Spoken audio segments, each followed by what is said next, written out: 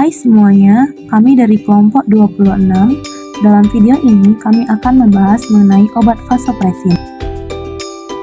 Berikut nama-nama anggota kelompok kami. Vasopressin adalah obat yang digunakan untuk mencegah hilangnya cairan dari dalam tubuh dengan cara mengurangi pengeluaran urin. Obat ini juga membantu kerja ginjal dalam menyerap ulang atau reabsorpsi cairan ke dalam tubuh. Dan selain itu, vasopressin juga dapat meningkatkan tekanan darah dengan mempersempit pembuluh darah serta mengatasi diabetes insipidus. Vasopressin merupakan obat keras dalam bentuk injeksi yang hanya dapat diperoleh dengan resep dokter dan hanya dapat diberikan oleh tenaga medis profesional. Adapun nama paten daripada vasopressin ialah Vasopressin serta nama generiknya ialah vasopressin atau bisa dibaca dengan vasopressin. Selanjutnya kita masuk ke golongan dan sediaan vasopressin. Di golongan sendiri, vasopressin ini masuk dalam golongan obat keras. Jadi dibutuhkan resep dokter dan juga antidiuretik atau ADH, yaitu untuk membatasi pembuangan cairan tubuh dalam bentuk urin berdasarkan tingkat kebutuhan cairan tubuh pasien saat itu. Selanjutnya untuk sediaan vasopressin sendiri itu masuk pada sediaan injeksi, yaitu 20 unit per mililiter dalam vial dosis tunggal. Digunakan setelah penginceran. Untuk klasifikasinya sendiri, vasopressin atau amipressin ini termasuk dalam golongan vasopressin dan analognya, digunakan dalam sediaan hormon lobus hipofisis posterior. Baik, masuk pada indikasinya. Untuk indikasi untuk obat vasopressin sendiri itu pada pasien dengan diabetes dengan terapi diabetes insipidus. Nah, obat ini itu dalam bentuk injeksi untuk mengobati diabetes insipidus. Kemudian untuk indikasi yang kedua ini pada pasien dengan perdarahan awal, penanganan awal perdarahan varises esophagus. Vasopressin ini dengan indikasi untuk meningkatkan tekanan pada pasien dewasa dengan shock vasodilatorik, misalnya pasca kardiotomi atau sepsis, yang tidak berespon terhadap pemberian cairan maupun katekolamin. Kemudian kontraindikasinya ini, vasopressin ini tidak disarankan pada pasien yang memiliki riwayat hipersensitivitas terhadap vasopressin dan chlorobutanol. Nah, kemudian tidak boleh pada pasien dengan gagal ginjal sedang hingga berat. Dengan bersihan kreatinin itu kurang dari 50 ml per menit. Kemudian tidak boleh juga pada pasien yang memiliki riwayat hiponatremia. Berikut adalah beberapa contoh efek samping dari obat vasopressin. Yang pertama, pada darah dan pada sistem limfatik ada penurunan jumlah trombosit dan pendarahan yang sulit diatasi. Kemudian yang kedua, pada gastrointestinal ada mual, muntah, diare, perut kembung, dan nyeri perut. Kemudian yang ketiga, ada sistem imun adalah hipersensitivitas dan analifaksis. Kemudian yang keempat, ada metabolisme dan nutrisi, ada hipoatremia. Yang kelima, ada sistem syaraf, yaitu sakit kepala, vertigo, dan tremor. Yang keenam, ginjal dan saluran kemih, ada resistensi cairan, insufisiensi ginjal akut. Dan pada yang ketujuh, pada pernafasan ada bronkospasme. Yang kedelapan ada kulit, hiperhidrosis, dan urtikaria. Dan yang kedelapan ada pembuluh darah, yaitu hipertensi, pucat, shock hemoragik, dan iskemia perifer. Oke, sekarang kita masuk pada farmakokinetik vasopressin. Farmakokinetik vasopressin menggambarkan bagaimana obat ini bekerja di dalam tubuh kita.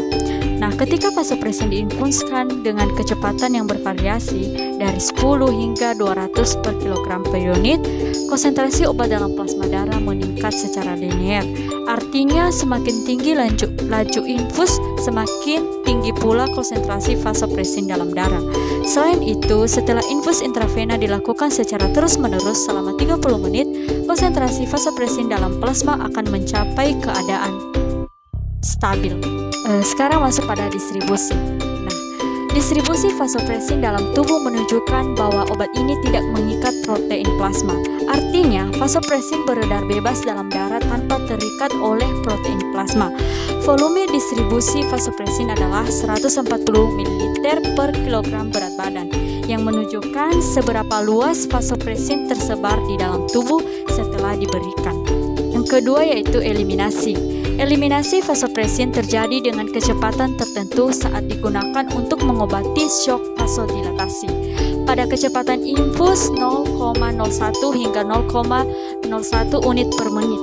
Perbesihan vasopresin berkisar antara 9 hingga 25 ml per menit per kilogram berat badan. Dan pada pasien dengan shock vasodilatasi, waktu paruh eliminasi vasopresin pada kecepatan ini adalah kurang dari atau sama dengan 10 menit. Artinya, separuh dari jumlah vasopresin yang ada dalam tubuh akan dieliminasi dalam waktu 10 menit kurang. Selanjutnya yaitu ekskresi. Vasopresin sebagian besar dimetabolisme di dalam tubuh. Hanya sekitar 6% dari dosis vasopresin yang diekskresikan atau dikeluarkan dalam bentuk tidak berubah melalui urin. Artinya sebagian besar vasopresin dipecah menjadi metabolit sebelum dikeluarkan dalam tubuh. Pada populasi tertentu juga, farmakokinetik vasopresin ini meningkat karena vasoprinase plasenta. Enzim ini masuk ke aliran darah ibu dan meningkatkan pemecahan vasopresin, sehingga vasopresin lebih cepat dimetabolisme dan dikeluarkan dari tubuh. Ada interaksi obat juga ketika digunakan bersamaan dengan obat indometasin, yaitu akan memperlambat waktu vasopresin untuk memberikan efek pada resistensi pembuluh darah perifer dan curah jantung. Dan pada penggunaan bersamaan dengan agen penghambat ganglioni tetraetilamonium akan meningkatkan efek vasopresin sebesar 20%. Selanjutnya kita masuk pada farmakodinamik vasopresin. Vasopresin adalah hormon antidiuretik non-peptida yang terlibat dalam modulasi berbagai proses fisiologis, termasuk pensinyalan otonom, respons stres, perilaku, dan memori. Modulasi yang paling terkenalnya adalah tekanan darah.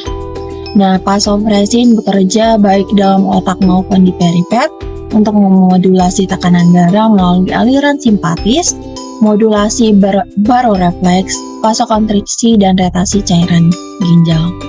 Nah, mekanisme ini bervariasi menurut lokasi dan keadaan fisiologis yang terkadang menyebabkan respon yang bertentangan terhadap vasopresin. Nah, meskipun umumnya aman, vasopresin sendiri dapat memperburuk curah jantung pada pasien yang gangguan fungsi jantung. Pada penghentian terapi, vasopresin sendiri dapat mengakibatkan diabetes insipidus reversibel sementara yang mungkin memerlukan demospresin atau vasopresin tambahan untuk mengatasinya. Pada pasien dengan shock vasodilatasi, vasopresin dalam dosis terapeutik meningkatkan resistensi vaskular sistemik dan tekanan darah arteri rata-rata serta mengurangi kebutuhan dosis untuk nefonefrin. Nah, vasopresin cenderung menurunkan denyut dan curah jantung. Efek presor sebanding dengan laju infus vasopresin eksogen. Efek presor mencapai puncaknya dalam waktu 15 menit. Setelah penghentian infus, efek presor sendiri memudar dalam waktu 20 menit. Tidak ada bukti adanya takifiksasi atau toleransi terhadap efek presor vasopresin pada pasien. Selanjutnya yaitu dosis dan cara pemberian vasopresin. Dosis dan cara pemberian vasopresin berbeda-beda tergantung pada indikasi atau kondisi pasien. Pada pasien dengan diabetes insipidus, vasopresin diberikan pada fase awal karena memiliki waktu kerja yang singkat sehingga mudah dilakukan penyesuaian. Dosis vasopresin yang disarankan untuk diabetes insipidus adalah 5-10 unit setiap 8-12 jam dan disesuaikan dengan respon pasien. Untuk cara pemberiannya yaitu melalui injeksi subkutan atau intramuskular. Kemudian pada pasien dengan perdarahan varises esofagus, pemberiannya dilakukan dengan mengencerkan sediaan vasopresin 50 unit dalam 100 ml dextrose 5%, diberikan 0,5-1 mg per menit selama 20-60 menit. Untuk cara pemberiannya yaitu injeksi intravena. Baik, yang berikutnya adalah pertimbangan keperawatan tentang obat vasopresin. Dalam pemberian vasopresin, perawat harus memperhatikan dan mempertimbangkan riwayat pasien atau riwayat alergi pasien, karena vasopresin tidak bisa diberikan atau digunakan oleh pasien yang alergi terhadap obat ini. Kemudian hal lain yang harus dipertimbangkan yaitu riwayat penyakit pasien yang sedang diderita seperti penyakit jantung koroner, penyakit ginjal, karena dapat memberikan efek samping yang dapat memperburuk kondisi pasien.